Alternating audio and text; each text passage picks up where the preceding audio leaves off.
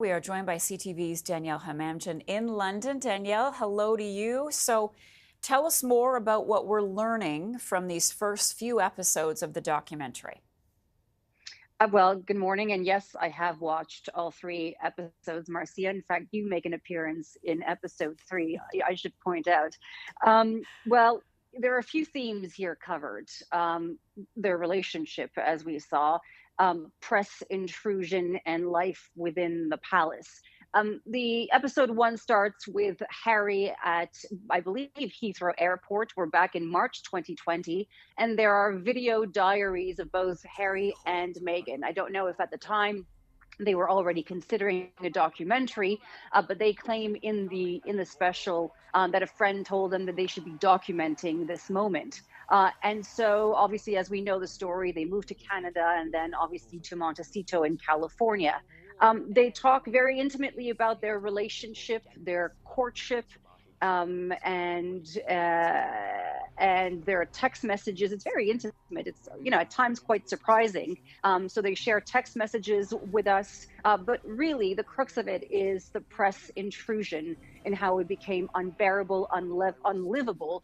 In the beginning of their courtship, there are details like Meghan describing how in Toronto, when she was still living there were paparazzi offering money to neighbors to install 24-hour security cameras so they can have a constant view of her garden. Fast forward to when the relationship became very serious and she was in the UK, and Harry was asking for more security for Meghan.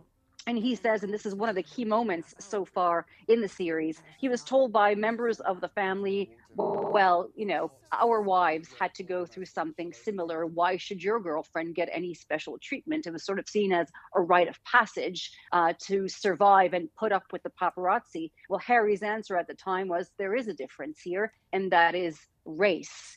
On the issue of life inside the palace, Meghan talks about the fact that she was always a hugger, very American in her way of doing things, and didn't understand or didn't really realize how the formality of the British royals really, it was in front of the cameras, but also behind the cameras, and talks about how they hosted William and Kate for the very first time and made it clear really that, that the hugging perhaps was not as received the way she would have expected.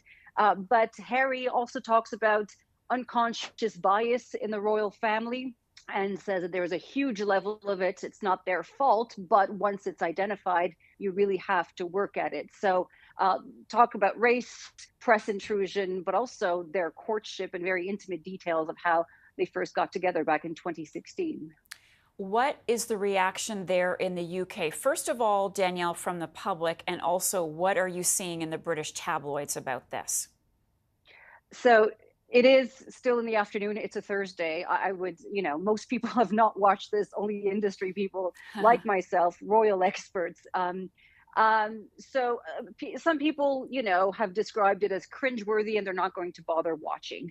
I think my takeaway from this is, if you were quick to defend Harry and Meghan, and if you were a supporter of the couple, you are even more so now. If you were annoyed by them and wondering why they keep going on and on about wanting privacy, yet come up with this 6-part series from their 16-bathroom mansion in Montecito while there is a cost of living crisis, you will be even more annoyed now.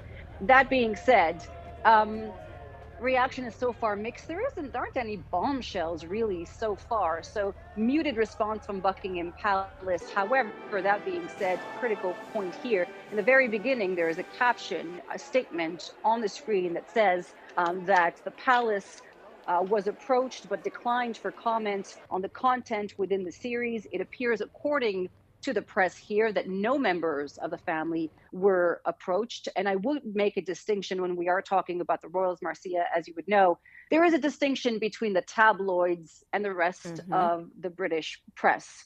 The tabloids can be absolutely ruthless, but when it comes to really, the fact that they claim they offered them to comment, and Harry and Meghan are co-producers of this Netflix series. Well, it appears, again, that they were not approached, but still no official statement from Buckingham Palace. I'm not quite it's not clear if we're going to hear from the palace the way we did from the Oprah interview.